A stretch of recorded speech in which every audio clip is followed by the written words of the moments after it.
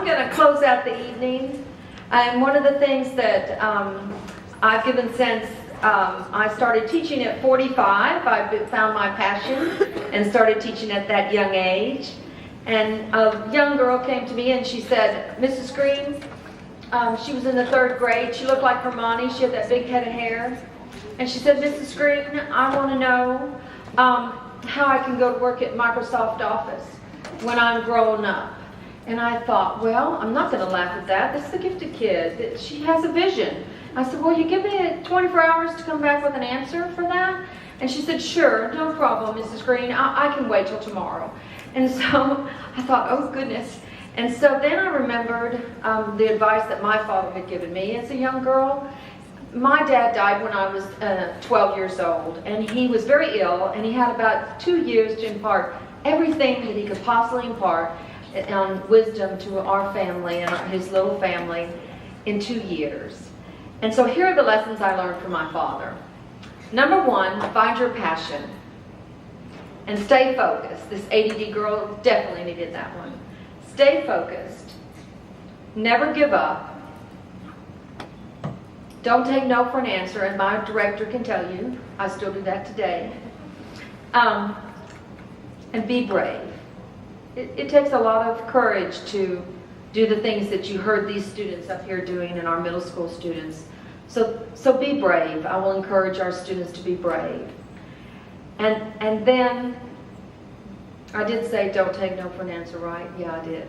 And then have empathy. It's so important that we have empathy for others. And then be kind. And so I heard a great story from my pastor, who's a great storyteller, and it was about Abraham Lincoln, who I think is probably one of the best leaders in the world. And Mr. McGowan, don't tell me if he's not, because I really do like Lincoln. And so, and he would know the scuttlebutt, and I don't want to know it. I just want to go in mine thinking he's a hero.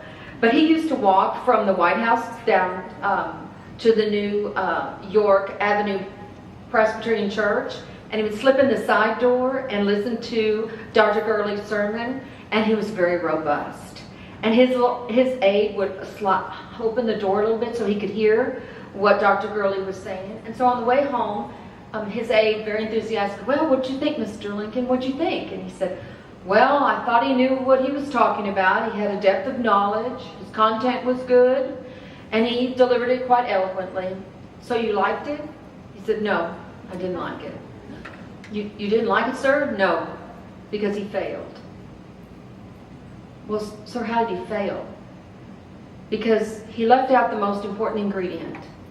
He didn't ask greatness of us.